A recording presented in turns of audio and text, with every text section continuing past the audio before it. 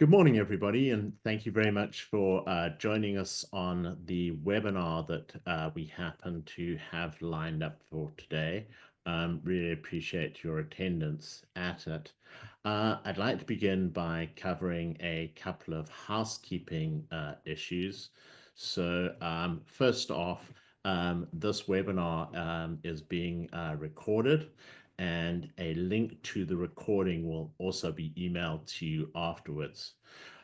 Please submit the questions that you might have using the question and answers button at the bottom of your Zoom panel, and we will get around to addressing questions at the end. We should have some time to be able to do that. I'd like to just introduce everybody to start off with just a little bit about Elasticito. We're a specialized company helping organizations identify risks and threats with relation to their actual supply chain.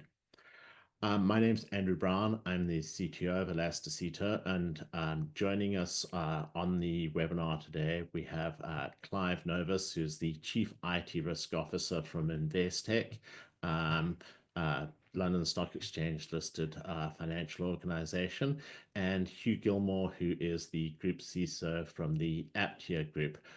Clive and Hugh, welcome. Thank you very much for joining us. I really appreciate your time this morning. If you'd both like to unmute yourself so that everybody can get to hear you, then if we could start off with Clive, can you just a little bit of an introduction and background about your experience with regards to supply chain risk? That'd be appreciated, and then we can move over to Hugh. Yeah, sure. Hi, everyone. Good morning. As Andrew said, my name is Clive. I look after the IT risk management function for Investec. As part of my portfolio, we cover off supply chain risk management, along with a whole bunch of other risks. Thanks, Clive. Hugh? Good morning, everyone. So I'm the Group CISO for Aptia, which is a pensions administration and benefits administration organisation. And I'm the Group CISO, so I've got the overall responsibility for the cybersecurity function, which includes, like Clive, various governance elements like the IT control framework and security operations, and obviously supply chain risk is part of that as well. My background actually is less technical. I've only moved into technology in the last 5 to 10 years, but before that I did a lot of risk management. So supply chain risk is part of the broader risk management, not just in cyber, but all sorts of supply chain risk has been something I've been involved in for many years now. Thanks, Hugh. So let's just cover off some of the objectives that we would like to achieve during this webinar. So I spent a lot of time talking to various organizations across Europe, and one of the things that I see a lot, and also I've been reading about a lot, is the actual supply chain compromise. So some of the objectives we've got for today is to reveal the invisible cyber risks in the supply chain. You'll see why I'm calling them invisible a little later. I'd also like us to be able to outline how to get a basic yet effective supply chain risk mitigation program in place and demonstrate that this is a benefit, not a cost. And the reason for demonstrating that it's a benefit is while it is going to incur certain costs and stuff like that, it is almost certain that if you don't do this, you will experience at some stage a compromise of some type from your supply chain. And what I'm going to do is just really give you a little background to this on the next slide and show you what is actually going on and why this is invisible. So according to Cisco Talos, the #1 method for threat actors to gain initial access in Q4 2024 to an organization was by exploiting vulnerabilities or unpatched publicly facing applications. And by this, I'm talking about things like Citrix NetScaler gateways, Fortinet was right up there. Avanti made the list. Citrix was one of them. There were Clio and various other services. Now, the reason this is invisible, a lot of the time you cannot actually see the vulnerability, because if you use an external vulnerability scanner, it generally relies on header information. It also relies on you running the scan and having this infrastructure actually in the scope of your vulnerability scanner. So there's a lot of moving parts there, and it's quite easy not to be aware of this exploitable vulnerability. The deck is definitely stacked in this case in the threat actor's favor, because they have a much simpler task. All they're looking to do is find organizations to exploit. So the moment one of these exploits becomes known, they can hop over onto Showdown and they sit here and they run a script. Simple one in this case. What you can see, strange way to go about it, but the easiest way to find NetScaler gateways using Showdown is to actually use the hash of the favicon. Okay, and by doing this simple script here, I managed to reveal 3,574 targets in the UK alone. So that's what your threat actor has done the moment this becomes aware. What the next thing is that your threat actor does is, it's more script kiddie level. They're out there, and think of it as an open window. They're jumping in the open window, they're running a web shell, and in most instances, they are installing remote desktop software or remote access software, so that they can control that asset from externally, their initial access brokers, so they're then looking to sell this on. And this is how simplistic this is. So the question is, are they going to get to it and be able to exploit it before your organization becomes aware of it and actually does something about it? And as you can see, without the right tooling and the right awareness of this, this is why it's invisible, and the threat actors are being so successful in this regard. Hence the reason for me saying, okay, Clive and Hugh, join us today. Let's hear your experience and what you're doing and how you're tackling this threat. So we can now get on, and now we've sort of laid the foundation for why this is happening. I think I'll start off with Clive. Clive, what have you seen change in risk, or the risk posed by your supply chain in the past 2 years? Yeah, so obviously, like any other organization, we're doing more and more and more of our IT outside the boundaries of Investec. So with SaaS vendors, with infrastructure service vendors, with big platform players like Microsoft and Amazon. So just due to the nature of technology and where technology is going, we've obviously seen a lot more scrutiny from our board and our regulators and our execs in terms of supply chain risk management and what we're doing about it, and are we on top of it, and have we got the right processes and controls in place.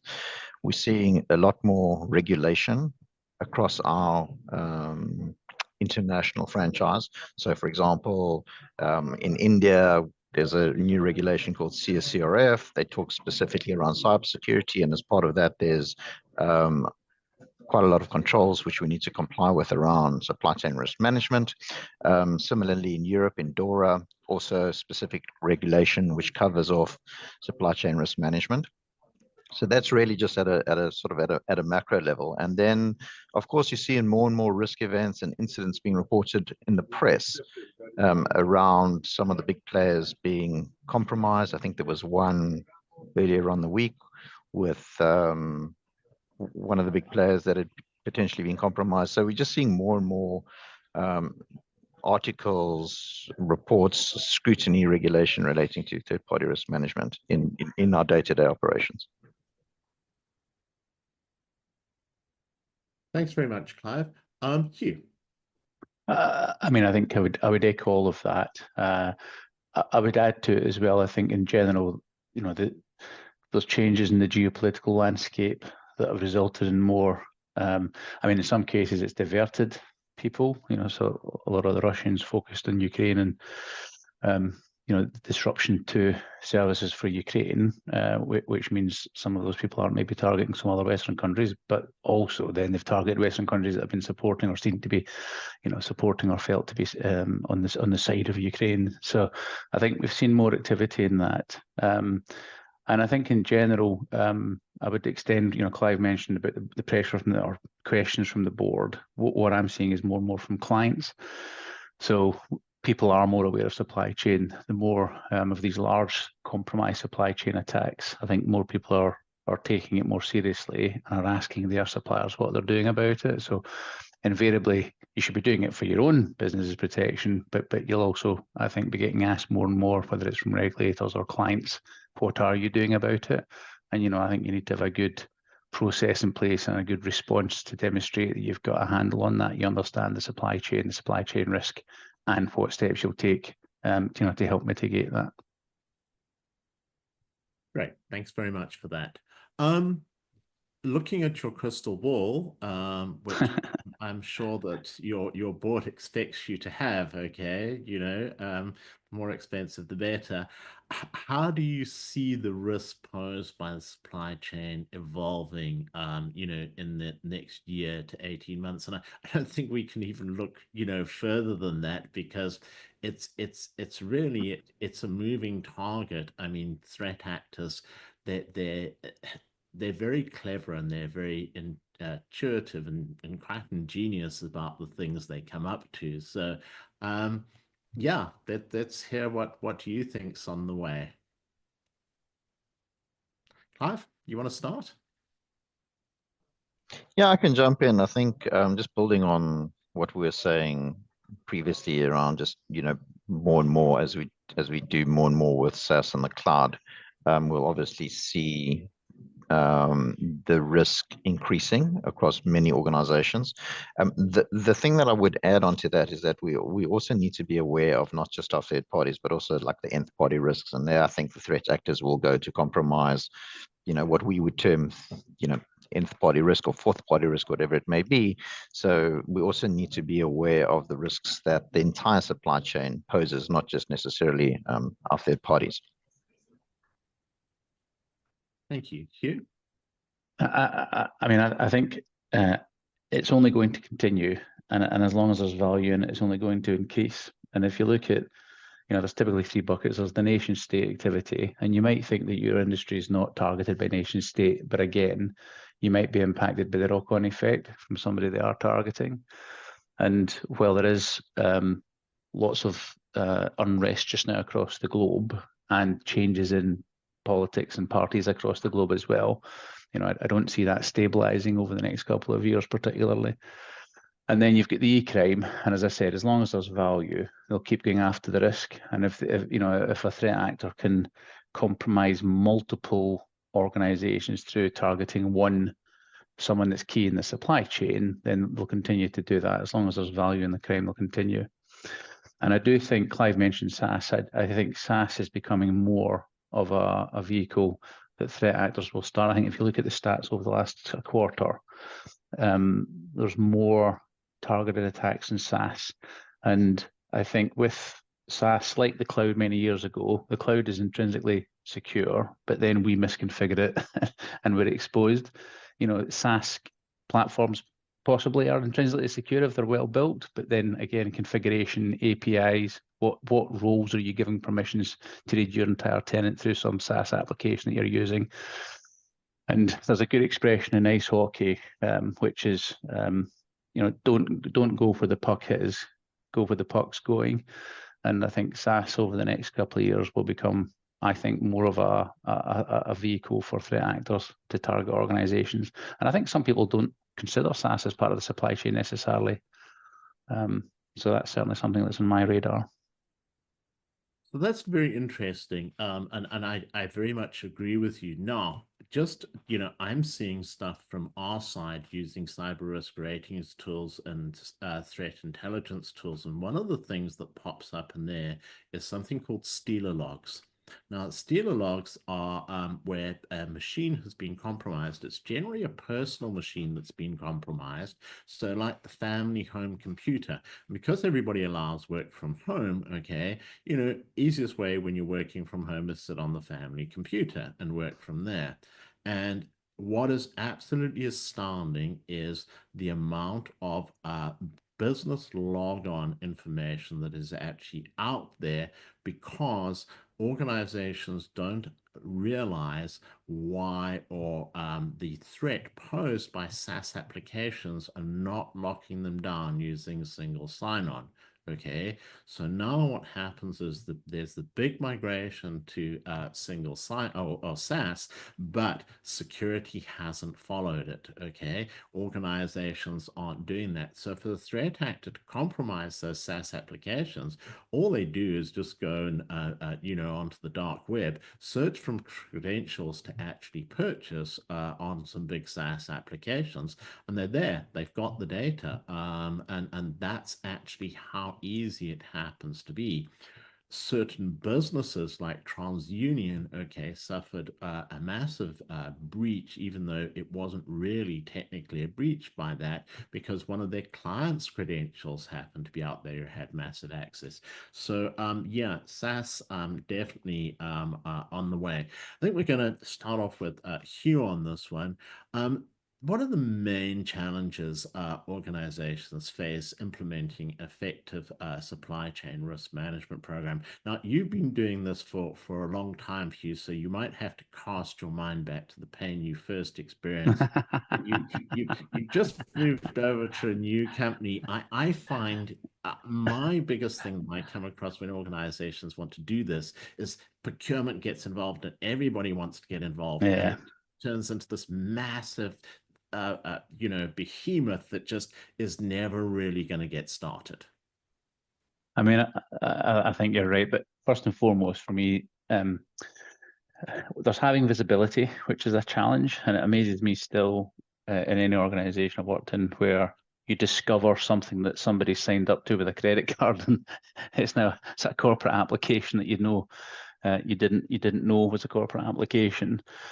So understanding your supply chain, I do think defining it as well. So again, I think not all organizations recognize SaaS as supply chain because they're kind of outsourcing the whole thing. And then you've got things like IoT cameras that again can be a vehicle for compromise, but people don't necessarily think of as part of the supply chain. And organizations also tend to focus on what they consider critical suppliers, which tend to be related to the service they're delivering. It's critical for them to continue delivering their service, but it might be a non-critical supplier that's maybe get less investment, less protection, or it's been targeted. So I think it's a challenging thing initially to really have that visibility. And then I totally agree. Organizationally, there's so many competing demands on and people's focus. Procurement's focus is in getting the best price, legal's focus is in getting the best protection in the agreement. The business is focused on getting it in as quickly as possible, and all those are not necessarily concerned around the security of the vendor because it's something either that's IT's problem or somebody else's problem, or it won't happen to us. So having the right organizational buy-in to managing supply chain, I think collaborating with those other functions and developing a process that recognizes all those different needs and demands, and trying to make sure that your risk assessment of the suppliers is part of that end-to-end onboarding cycle, and it's done at the right stage. Because again, many times you get asked to assess a vendor where the contract already been signed or they've started using it. So making sure that that is part of the process at the right stage. And I do think to make that be palatable to the business, you need to be efficient.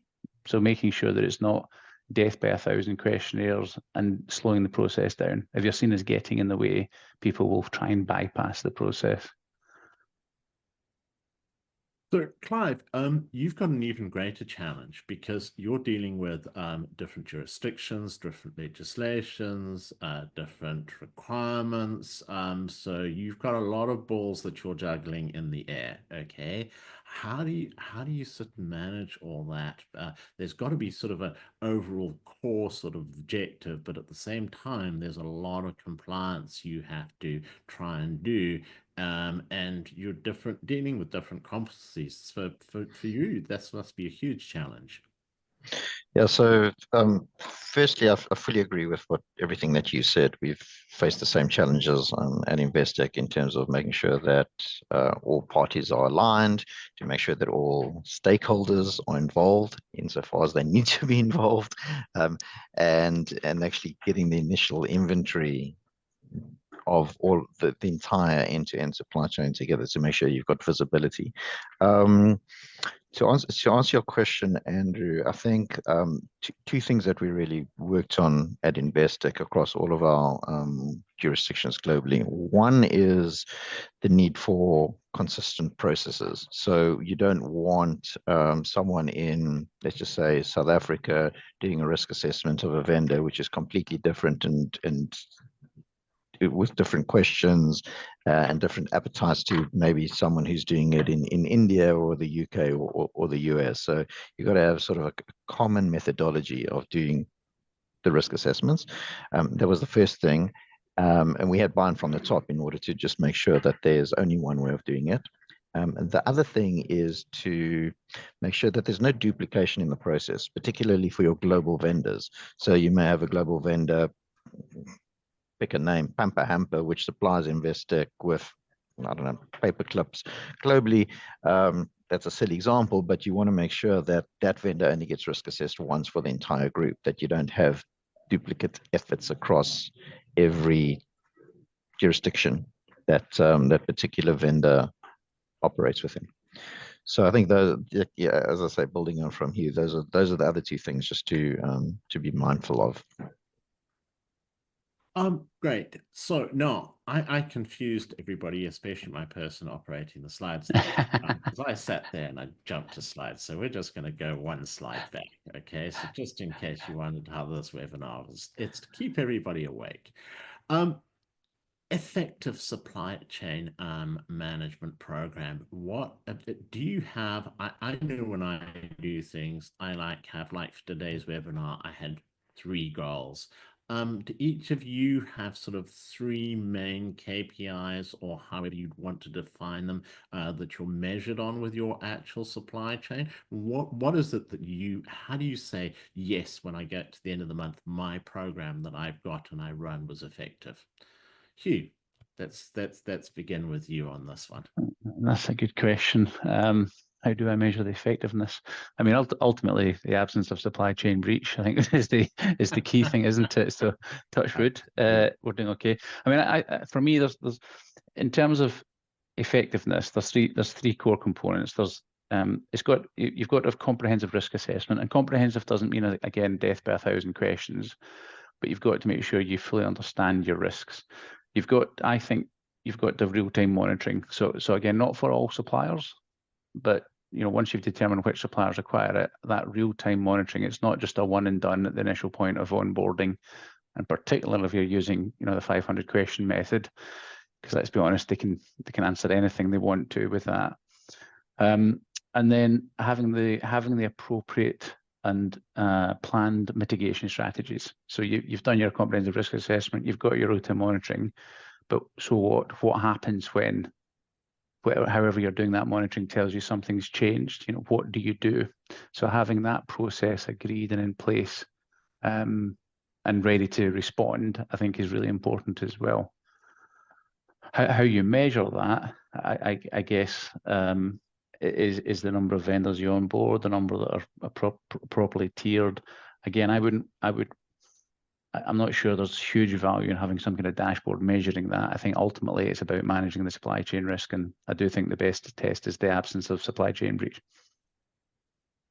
Absolutely. Clive? Yeah, I fully agree. Again, our goal within the technology risk management space at Investec is to prevent major risk events from materializing. Now, a major risk event could be anything from, a data loss or a processing disruption. It could be regulatory scrutiny. It could be something to do with our data integrity. But our goal is to make sure that we prevent major risk events from materializing. That's both on-prem, in terms of our on-prem estate, and broader in terms of our our IaaS environment, our SaaS environment, our platforms environments, etc., etc. So wherever IT operates, we want to make sure that there are no major risk events. And as I say, that extends through into our supply chain. Okay. Now, I'm going to jump 2 slides forward, okay, and we should then be back where we are meant to be, okay, which is initial steps organizations should take when establishing a supply chain risk management program.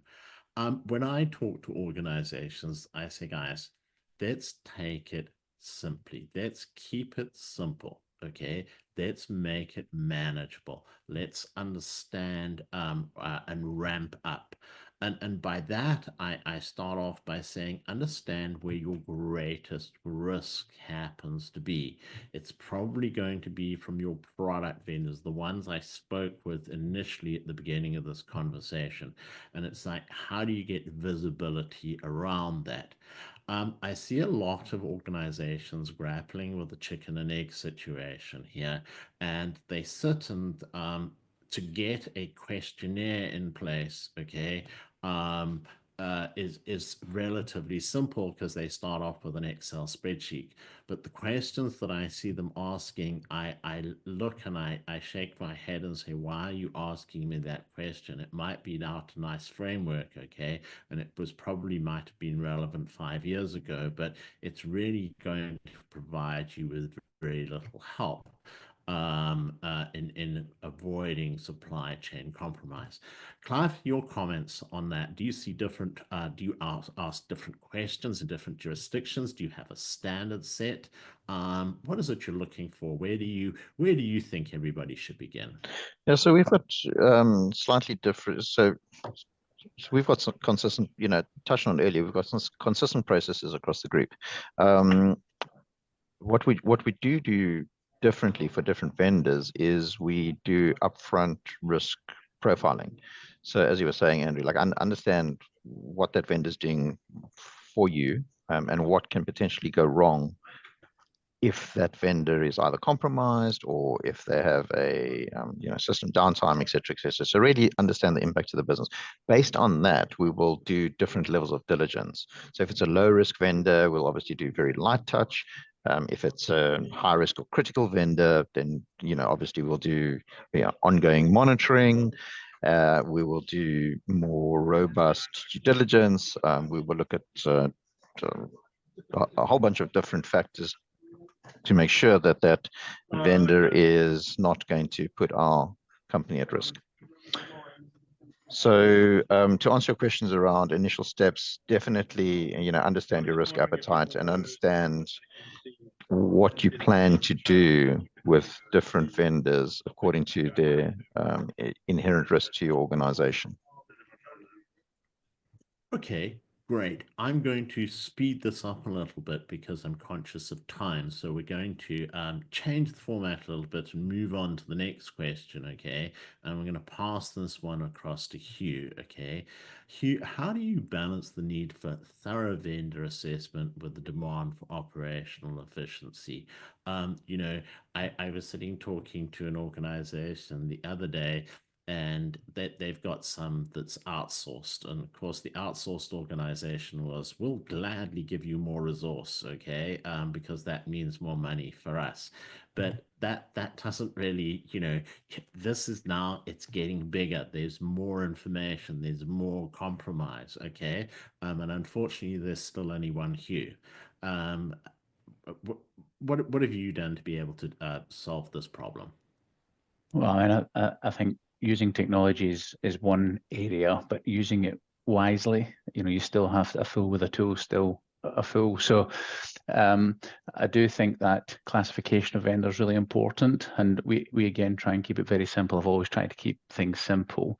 if the vendor's processing personal data or has some connectivity to the network, that's the highest tier for us, so they get the most scrutiny, and also the sort of continual monitoring. And I think you also have to look at the blast radius, so that, you know, which if there's a compromise from one thing, you know, what's the blast radius for that could then affect lots of different suppliers in your supply chain as well. So that's looking at that nth party that Clive mentioned.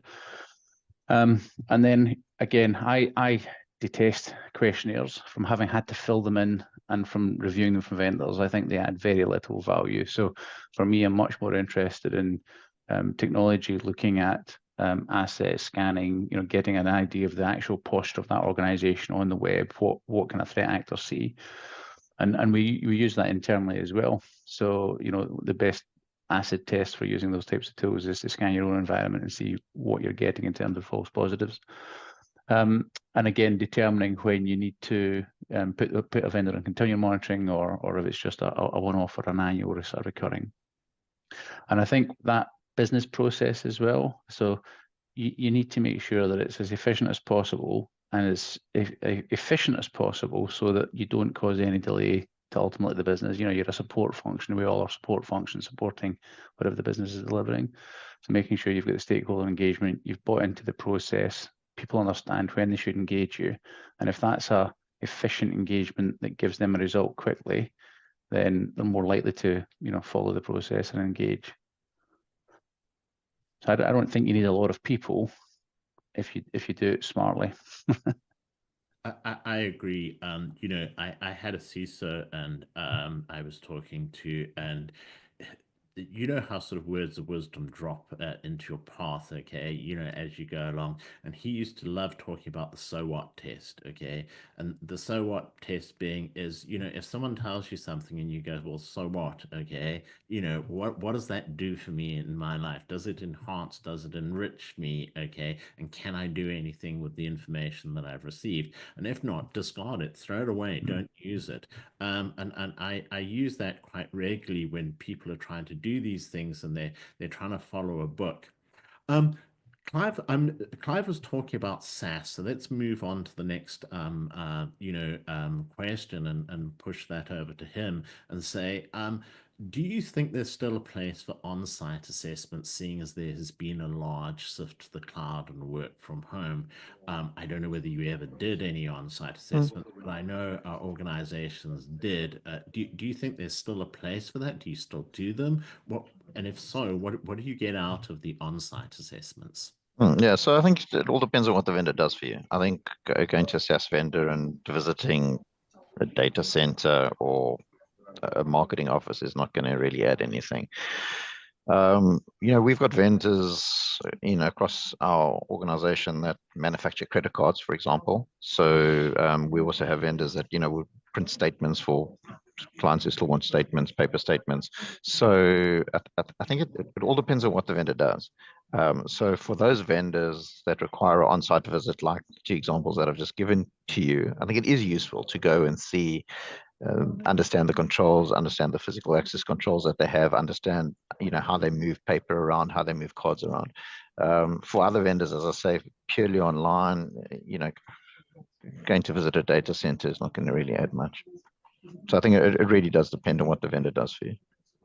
I think as well, sorry, Andrew, Yeah. just, I know this is very much focused on sort of cyber risk, but again, if you have you know, tens of thousands of employees that wear uniform, and that uniform sourced from factories overseas, there's a human slavery element, there's conditions, you know, there's a whole host of reasons why you still need to do physical on-site assessments appropriate for the risk and the type of supply. But from a technology perspective, you know, me going to look at a data center and looking at a box with cables in it, probably not too much. Absolutely, and that was the big reason I put the question in here, is you know, fit for purpose. If there's a very good reason to go and do an on-site visit, and you've given some amazing examples, and thank you for sharing, absolutely go and do it. You know, I always, you know, like quoting the you know, example as well of a document warehouse, okay? Because people sit there and say, well, why would I worry if a document warehouse had a ransomware attack? Well, in all probability, they'll probably never find your documents again because they don't all night go and file them in a filing cabinet for you in your own room, okay, Aptia or Investec, okay? They sort of go into the slot on a shelf somewhere, never to be seen again if they corrupt their database. But thank you. Yes, that's definitely, and we do get onto, looking outside of that scope as well, and taking into account things like ESG, and various other type of issues. I focus this mainly on cyber today because literally, we're seeing so much compromise in there, but you're very right. Your program does need to expand out to that. Okay, moving on to the next question around here. Has continuous supply chain monitoring enabled you to prevent a compromise due to a known exploitable vulnerability? Either one can jump in here first, okay? Have you had first-hand experience here? Have you had to write instant response plans? And have you had heart-stopping moments just lately? Clive, you've got a big smile. Yeah, I'll go. Look, whether or not it's prevented a breach of the supply chain, I don't know, but certainly continuous monitoring has resulted in us having conversations with our supply chain to say, well, there's something over here that we're seeing that we don't like. Are you aware of it? Have you fixed it? What are you doing about it? So we've definitely had different conversations with a supply chain, other than your typical SLAs, have they been met? And yeah, I think good conversations, and also some I said enlightening conversations from the supply chain to say, oh gosh, we didn't realize that. We'll get onto it as soon as we can. It's quite startling that you know more about your supply chain cyber than the supplier actually does. Hugh, your experience in this regard.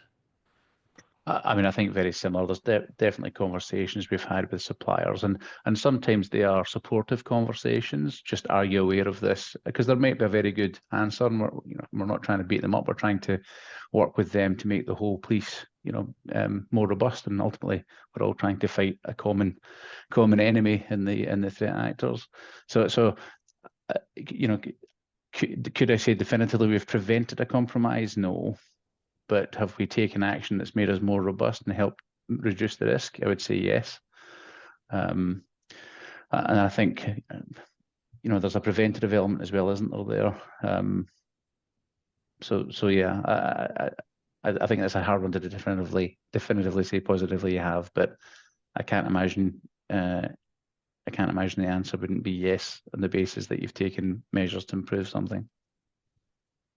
Great.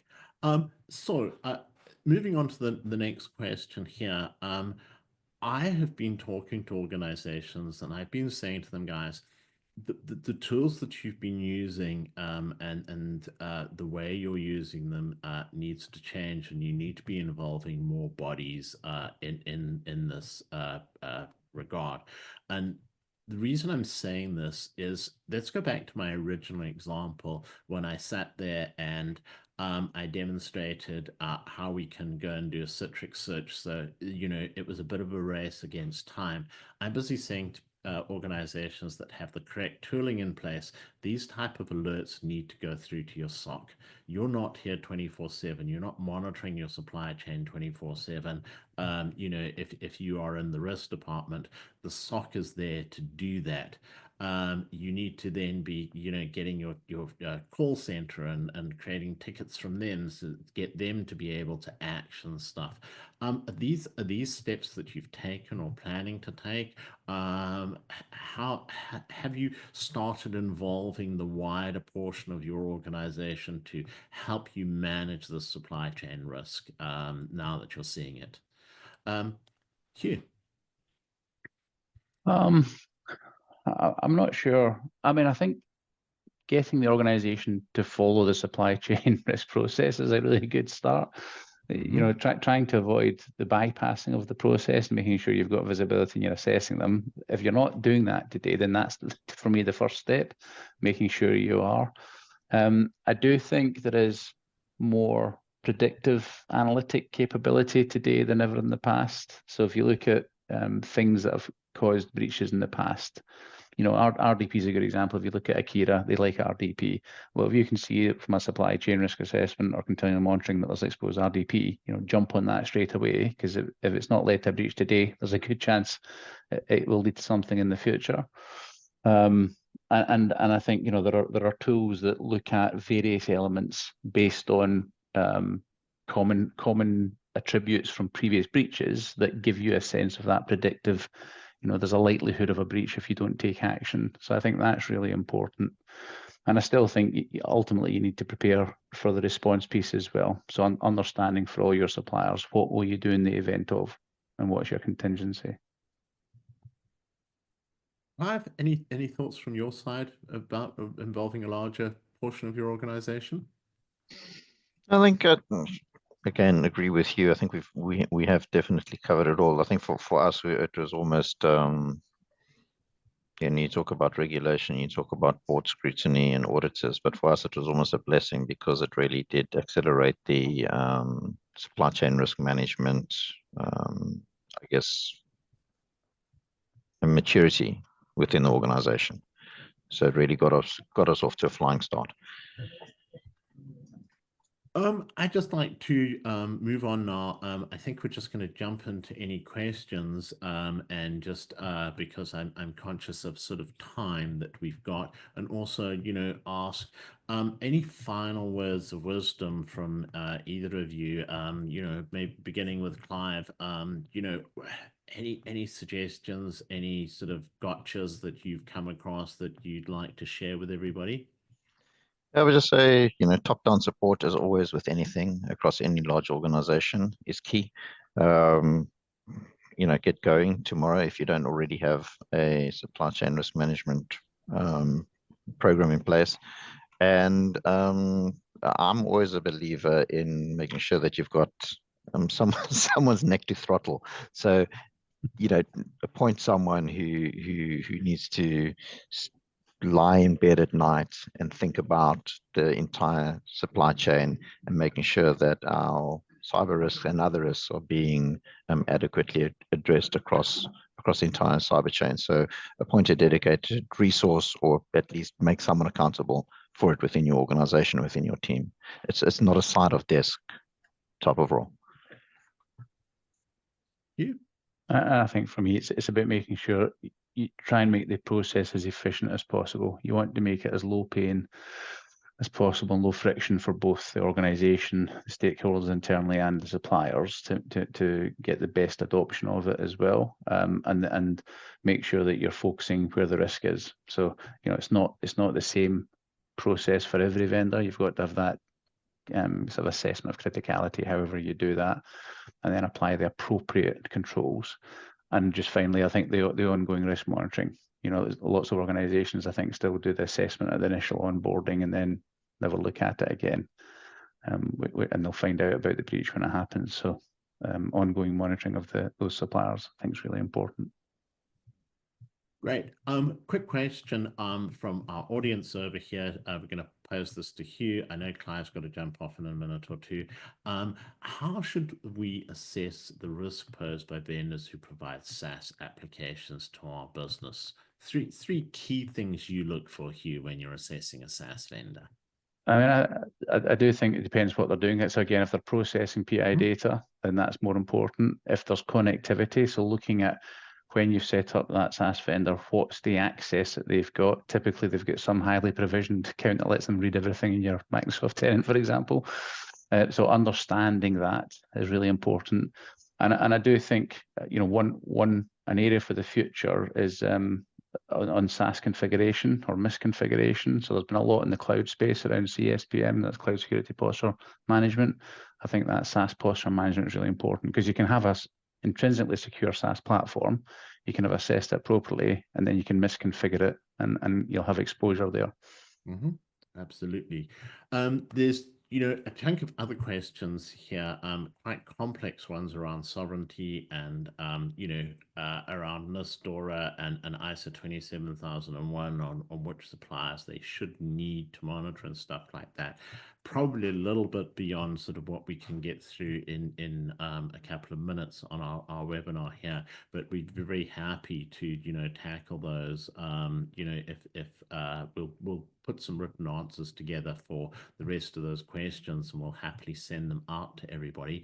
I would like to wrap up by saying thank you ever so much. I really appreciate both of you joining us today and sharing the information you have. It's been an absolute pleasure. And yeah, thank you very much, and we will speak again soon. Thank you. Thanks so much. Bye, Thank you. everyone. Bye-bye.